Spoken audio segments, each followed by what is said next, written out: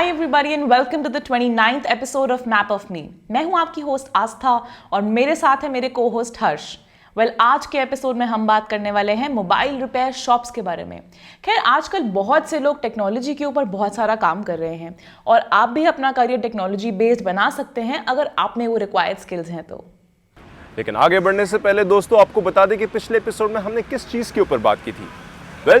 पिछला एपिसोड था self defence के बारे में, जहाँ पे हमने जाना कि क्या क्या एक्टिविटीज़ हम कर सकते हैं, जैसे कि बॉक्सिंग, कराटे, जूडो आदि, खुद को फिट और एक्टिव रखने के लिए।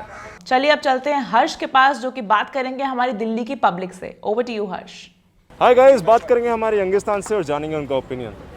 अच्छा मुझे ये बताइए, काफ़ी लोग जो हैं वो मोबाइल फ़ोन में काफ़ी टाइम बिताते हैं, तो इसकी हानि क्या है, इसके डिसएडवांटेजेस क्या हैं और इसके एडवांटेजेस क्या हैं आपके हिसाब से? अभी तो काफ़ी डिसएडवांटेजेस है। सोशल कंपैरिजन होता है, फ्रेंडशिप्स मतलब जैसे जो सोशल मीडिया फ्रेंडशिप होती है और जो जनरल लाइफ फ्रेंडशिप होती है उसमें काफ़ी डिफरेंस होता है, क्योंकि लोगों को सच्चाई का पता नहीं होता।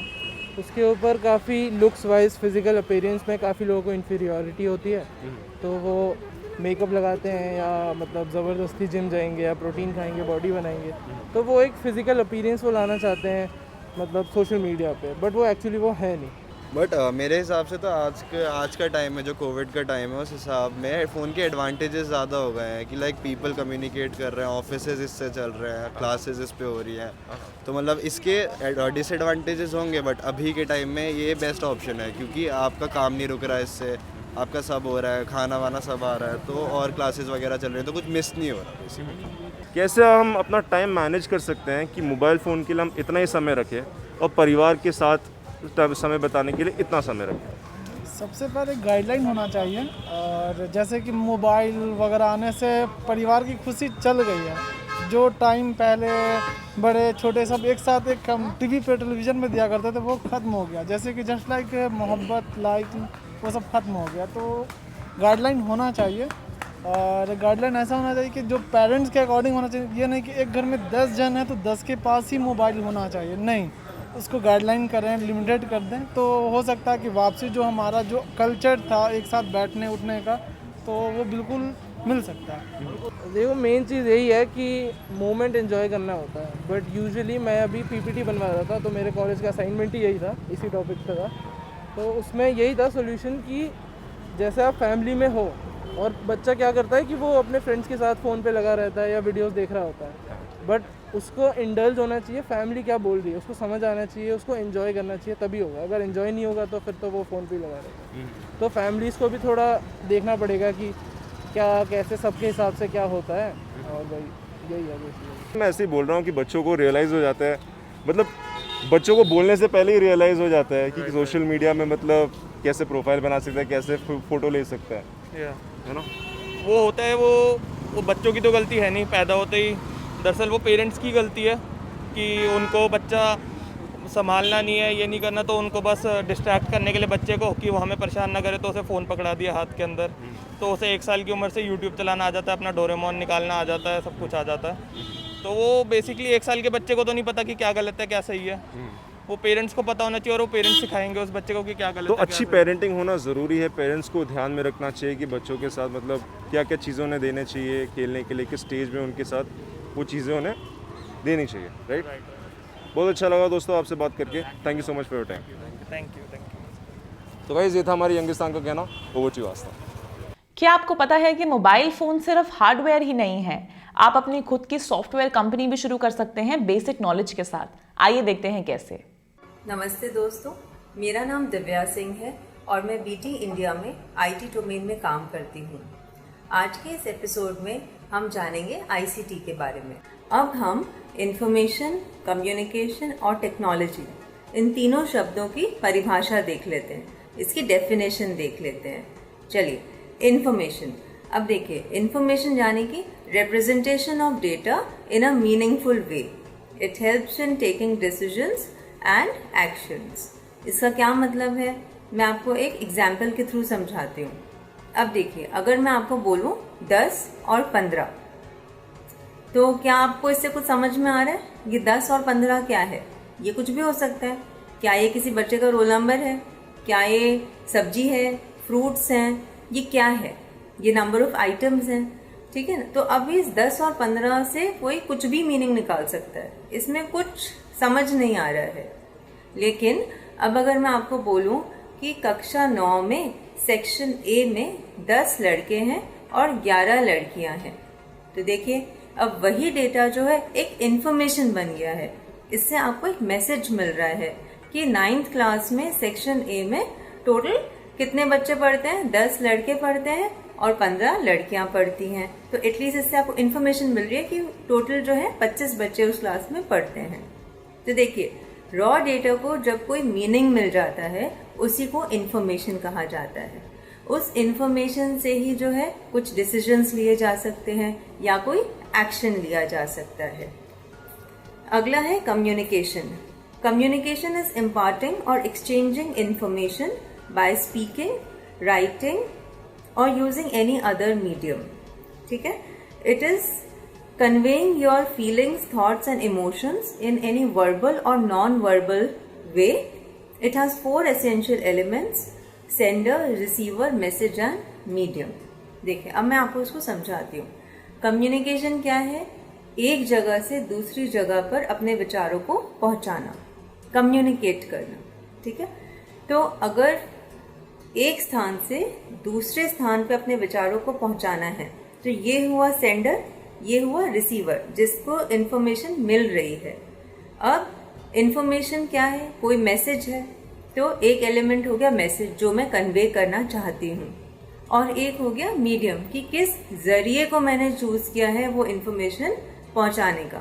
जैसे अभी जो है आपको इन्फॉर्मेशन पहुँचाने का जरिया क्या है? आपका टेलीविजन है, ब्रॉडकास्टिंग टेक्नोलॉजी को यूज कर रहा है। ठीक है, तो ये होता है कम्युनिकेशन।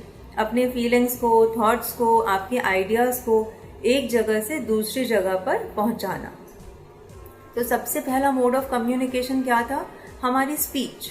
ठीक है, जब भाषा कभी नहीं शुरू हुई थी तो स्पीच थी।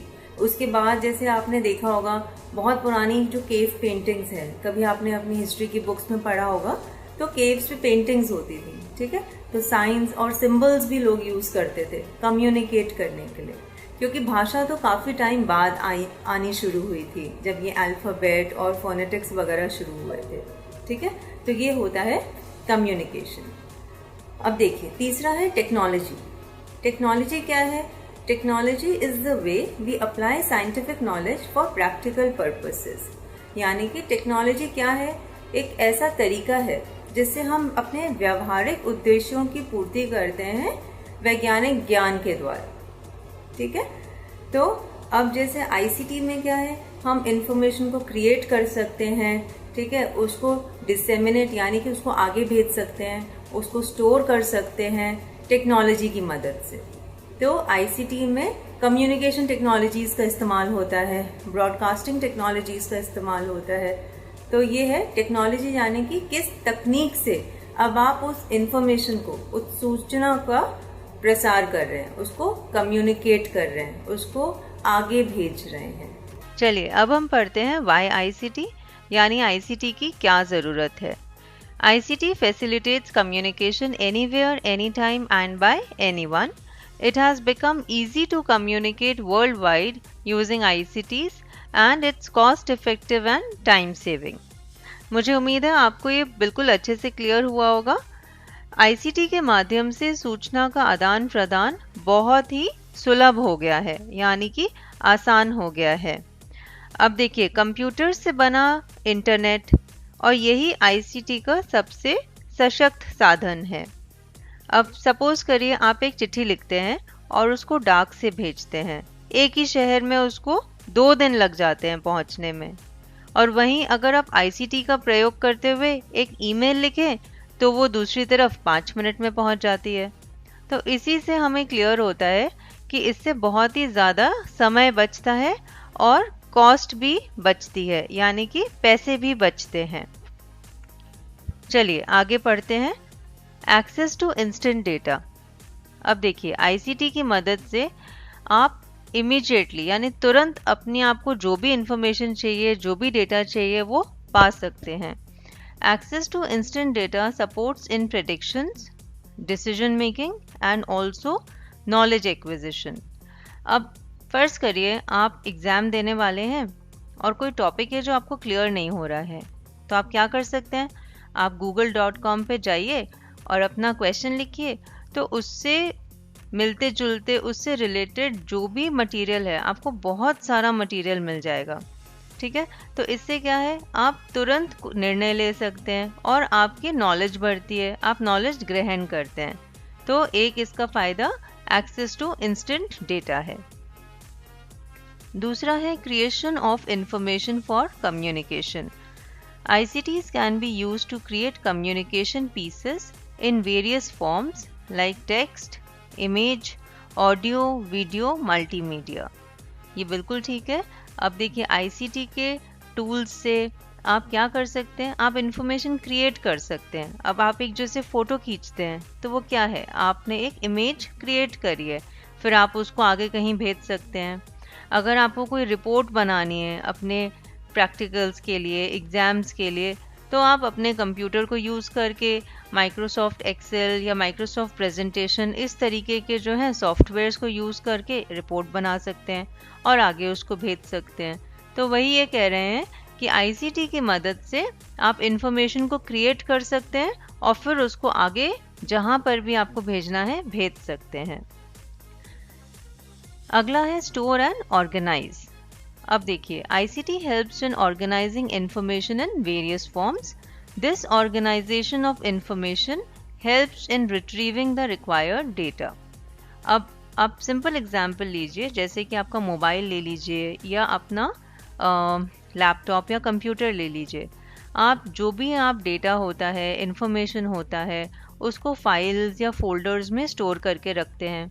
इससे आपको जब वो इंफॉर्मेशन फिर से चाहिए होती है, आपको जैसे कुछ पढ़ना है या कोई पिक्चर निकालनी है, तो आप उसको आसानी से रिट्रीव कर सकते हैं, यानी कि पुनः प्राप्त कर सकते हैं। अगर आपके पास फाइल्स या फोल्डर्स इस तरह से ऑर्गेनाइजेशन का कोई टेक्निक नहीं होगा, कोई ऑप्शन नहीं होगा, तो इन्फॉर्मेशन को रिट्रीव करना बहुत मुश्किल हो जाएगा। तो ICT की हेल्प से ये जो है ना ऑर्गेनाइजेशन, इन्फॉर्मेशन को अच्छी तरीके से अलग अलग फाइल्स और फोल्डर्स में रख पाना या हार्ड डिस्क में रख पाना, ये सब बहुत आसान हो गया है। फिर है स्कोप फॉर लर्निंग।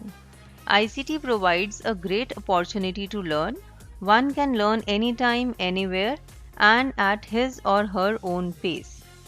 हाँ जी, इसका मतलब ये है कि ICT की मदद से हमारी जो लर्निंग की जो अपॉर्चुनिटीज़ हैं वो बढ़ गई हैं। अब देखिए आप ऑडियो से, वीडियो से, किसी भी तरीके से आज की डेट में लर्न कर सकते हैं और कहीं पे भी लर्न कर सकते हैं। यहाँ तक कि अपने मोबाइल फ़ोन से आप पढ़ सकते हैं, अलग अलग तरीके के एप्लीकेशंस डाउनलोड कर सकते हैं और अपनी ही गति से पढ़ सकते हैं।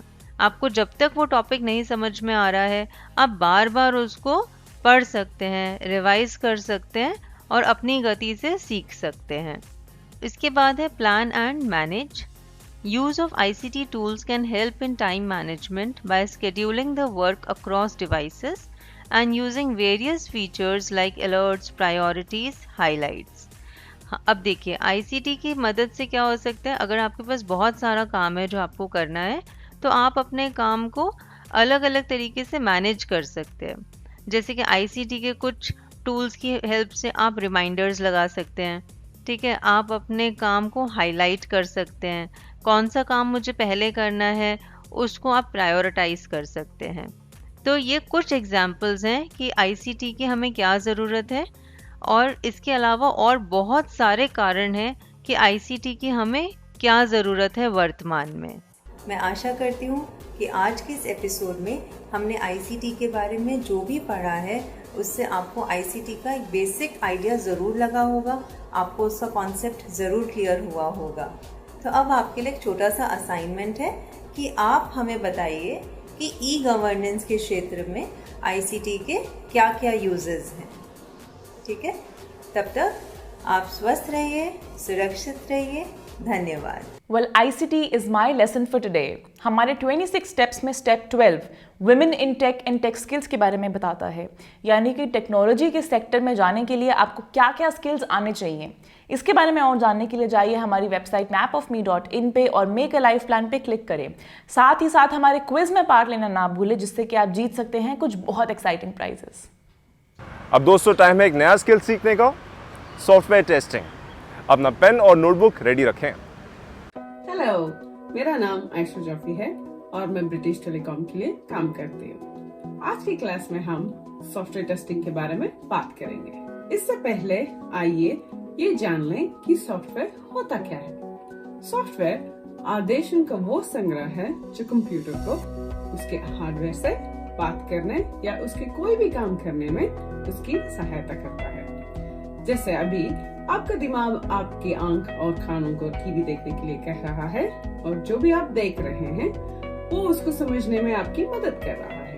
वैसे ही एक कंप्यूटर को सॉफ्टवेयर बताता है कि क्या करना है और कैसे समझना है। सॉफ्टवेयर के बिना कंप्यूटर जैसे बिना दिमाग के शरीर, जिसके लिए कुछ भी करना या समझना नामुमकिन है। तो सॉफ्टवेयर टेस्टिंग होता क्या है? टेस्टिंग का मतलब परीक्षण। किसी भी वस्तु या सामान लेने से पहले आप उसकी अच्छी तरीके से जांच करते हो, ये जानने के लिए कि वो आपकी जरूरत के लिए सही है या नहीं। जैसे सोच लीजिए आप बाहर होटल में हैं और आपने एक कप चाय ऑर्डर किया है। जब आपको वो ग्लास देते हैं तो सबसे पहले आप उसको छू के देखोगे कि उतना गर्म तो नहीं कि वो आपके हाथ या जीभ को जला दे। फिर उसको सुगंध से आपको पता चलेगा कि वो चाय है या कॉफी है या कुछ और। इस जांच के बाद आप उस कप की चाय पीकर देखोगे कि उसमें चीनी ठीक है या नहीं। इन सब के बाद ही आप उस चाय का मजा लोगे। अगर इनमें से कोई भी एक दोष हो तो आप वेटर को बुलाकर 2-4 सुना देते, क्योंकि चाय आपकी उम्मीद पर खरी नहीं उतरी, राइट? वैसे ही सॉफ्टवेयर को इस्तेमाल करने से पहले उसकी जांच बहुत जरूरी है। इसी को सॉफ्टवेयर टेस्टिंग कहते हैं। सॉफ्टवेयर टेस्टिंग एक प्रक्रिया है जो पता करती है कि उस सॉफ्टवेयर एप्लीकेशन में कोई दोष है या नहीं, और इस बात की जांच करता है कि जिस उद्देश्य से वो सॉफ्टवेयर लिखा गया था वो सही मायनों में पूरा होता है या नहीं। आप सोच रहे होंगे कि टेस्टिंग या परीक्षण इतना महत्वपूर्ण क्यों है? हर सॉफ्टवेयर में बनाने के लिए बहुत पैसे लगते हैं और उसका सही इस्तेमाल होना जरूरी होता है। सॉफ्टवेयर अगर उसके ग्राहक की जरूरत पूरी नहीं कर सके तो उसका क्या काम? ग्राहक की संतुष्टि उसका परम कर्तव्य है। तीसरा और सबसे महत्वपूर्ण कारण है सुरक्षा। सॉफ्टवेयर का सुरक्षित होना बहुत ही जरूरी है। आपने तो सुना ही होगा कि कई कंपनियों में सुरक्षा ठीक न होने के कारण हैकिंग यानी कॉन्फिडेंशियल या कीमती जानकारियों की चोरियां होती हुई। इन सब के साथ सॉफ्टवेयर की गुणवत्ता का प्रमाण निकालना बहुत जरूरी है और ये सॉफ्टवेयर टेस्टिंग का सबसे मुख्य भाग है। चलिए आखिरी बारी सब साथ में सारांश कर लेते हैं। परीक्षण दोषों की उपस्थिति दिखाता है। पूरे तरीकों के साथ परीक्षण करना असंभव है। प्रारंभिक परीक्षण करना चाहिए। एक साथ एक ही जगह पर कई दोष होने की संभावना अधिक है। परीक्षणों को बार बार दोहराया जाए तो आप नई दोष नहीं पाएंगे। परीक्षण संदर्भ निर्भर है। दोष की अनुपस्थिति का मतलब ये नहीं कि सॉफ्टवेयर बिल्कुल सही है। उपयोगकर्ता की जरूरतें और अपेक्षाओं को पूरा करना सबसे जरूरी है। तो ये है सॉफ्टवेयर टेस्टिंग के 7 सिद्धांत। आज के लिए इतना ही। आशा करती हूँ कि आप सबको ये क्लास अच्छा लगा और आगे चलकर उपयोगी साबित हो। अपना ख्याल रखिए और रोज नए विषय सीखते रहिए। धन्यवाद। एक और इंटरेस्टिंग स्किल, वाकई में बहुत ही बढ़िया। दोस्तों अब समय है हमारे क्विज का। बस दीजिए 2 आसान से सवालों के जवाब और आप जीत सकते हैं Amazon की तरफ से गिफ्ट वाउचर्स। पहला सवाल कि कौन सी पहली मोबाइल फ़ोन कंपनी इंडिया में लॉन्च हुई, और दूसरा कि एंड्रॉयड सॉफ्टवेयर का लेटेस्ट वर्जन बताइए। अपना जवाब दें www.mapofme.in पे। क्या आप भी मोबाइल फोन्स में अपना बहुत टाइम वेस्ट करते हैं? वेल दोस्तों, मोबाइल के तो फायदे भी हैं और बहुत से नुकसान भी हैं। तो आइए जानते हैं काव्यल से कि कैसे हम ये मोबाइल फोन के एडिक्शन को दूर कर सकते हैं। नमस्कार, मैं हूँ काव्यल सिदानी और मैं एक काउंसलर हूँ। मैं आ रही हूँ आपसे मिलने रोज कुछ ऐसे नुस्खे लेके, कुछ ऐसी ट्रिक्स लेके जो आपको आगे बढ़ने में और बेटर सुपर पावर डेवलप करने में आपकी मदद करेगी। मैं तैयार हूँ आपसे मिलने के लिए। क्या आप तैयार हैं? I can't wait to see you. दुनिया में एक नई बीमारी आई है जो एक बार लग जाए तो छूटती ही नहीं। खास करके बच्चों को जकड़ लेती है और अगर इस बीमारी का इलाज कराओ तो बच्चे रोने लगते हैं, चिल्लाने लगते हैं, इलाज के नाम पे पागल हो जाते हैं। प्यार हो गया है उन्हें इस बीमारी से। पता है इस बीमारी का नाम क्या है? इस बीमारी का नाम है मोबाइल की लत। हाँ जी, मोबाइल एडिक्शन। मोबाइल और इंटरनेट के आने से दुनिया बहुत बदल गई। बहुत सारे बदलाव आए, कुछ अच्छे तो कुछ बुरे भी। एक तरफ गूगल महाराज ने पूरी दुनिया हमारे हाथों में, हमारी मुट्ठी में दे दी, तो दूसरी तरफ हम अपनी बाहर की दुनिया से डिस्कनेक्ट होने लगे, अलग होने लगे। एक तरफ फेसबुक, स्नैपचैट, व्हाट्सएप और ये सारे ऐप्स ने हमको हजारों दोस्त दे दिए और दूसरी तरफ जिन दोस्तों के साथ हम रोज खेलते थे वो दोस्त ही छूटते गए। पहले जब हमें भूख लगती थी तो हम दौड़ के मम्मी के पास किचन में जाते थे, लेकिन आज खाना बनाते हैं फोटो के लिए ज्यादा और पेट के लिए कम। एक बार कान में हम लोगों ने ईयरफोन्स डाल दिए तो फिर गाना, स्पॉटिफाई, अमेज़न ये सब गूंजते रहते हैं और बाहर या तो पापा ने डांट दिया या तो हॉर्न बज गया, कुछ सुनाई ही नहीं देता। चलिए देखते हैं मोबाइल से होने वाली कुछ तकलीफें। सबसे पहला ये, एक मोबाइल पे बहुत सारी चीजें, बहुत सारे एप्स एक साथ चल सकता है। व्हाट्सएप, फेसबुक, इंस्टाग्राम, कोई गेम, कोई यूट्यूब, कोई रेसिपीज। जब इतनी सारी चीजें एक साथ चलती हैं तो हमारा दिमाग कंफ्यूज हो जाता है और हम किसी भी एक चीज पे ज्यादा कंसंट्रेट, फोकस नहीं कर पाते। इसलिए बच्चों का फोकस और कंसंट्रेशन मोबाइल की वजह से बहुत बुरा हो रहा है। मोबाइल फोन पे बहुत सारे गेम्स हैं। कुछ गेम्स ठीक हैं, लेकिन बाकी जो गेम्स है जैसे पबजी है, फोर्टनाइट है और ऐसे गेम्स हैं जो बहुत अग्रेसिव हैं या उनमें लोग लड़ रहे हैं या किसी को मारना है, बहुत घंटों तक अगर हम ये गेम्स खेलते रहे तो हमारे दिमाग पर बहुत असर पड़ता है। आप देखेंगे कि जो बच्चे बार बार इसी गेम को खेलते हैं उन्हें इस गेम की भी लत लग जाती है। वो नेचर में अग्रेसिव, गुस्सैल हो जाते हैं, शांति से बैठ नहीं पाते, बार बार किसी से झगड़ा करने का मन करता है, ऊंची आवाज में लोगों से बात करते हैं, बात बात पे किसी को थप्पड़ मार देते हैं। पूरा दिन मोबाइल पे रहने से या 3-4 घंटे भी मोबाइल पे रहने से हमारी आंखों पे तो तकलीफें होती ही है। छोटे से छोटे बच्चों को इतने बॉटल जैसे बड़े बड़े चश्मे के नंबर लग जाते हैं। तो आंखों पे तो तकलीफ होती ही है, लेकिन हमारे हाथों पे भी तकलीफ होती है। हमारे हाथ की नसें सेंसिटिव होती है और यहाँ पे दर्द होने लगता है, उंगलियों पे दर्द होने लगता है। इसे बोलते हैं कार्पल टनल सिंड्रोम। बार बार मोबाइल के बटन दबाने से हाथों पर भी तकलीफें हो जाती हैं। हम सबको आदत हो गई है कि रात को सोने के पहले भी हमारे फोन पे खेल के या कुछ यूट्यूब पे देख के फिर फोन हमारे गद्दे के नीचे या हमारे तकिए के नीचे रख के हम सोते हैं। ये बहुत ही हानिकारक है आपकी तबीयत के लिए, आपकी आंखों के लिए, आपके सर के लिए, आपके कानों के लिए, क्योंकि मोबाइल पे से जो रेडिएशन आता है वो एक्चुअली हमारे दिमाग में क्लॉट्स यानी ट्यूमर्स बना सकता है। तो मोबाइल को दूर रखना बहुत जरूरी है। और मोबाइल में से जो रोशनी आती है वो रोशनी हमें सोने ही नहीं देती। जैसे सूर्य की रोशनी होती है उतनी ही पावरफुल ये मोबाइल की स्क्रीन की लाइट होती है।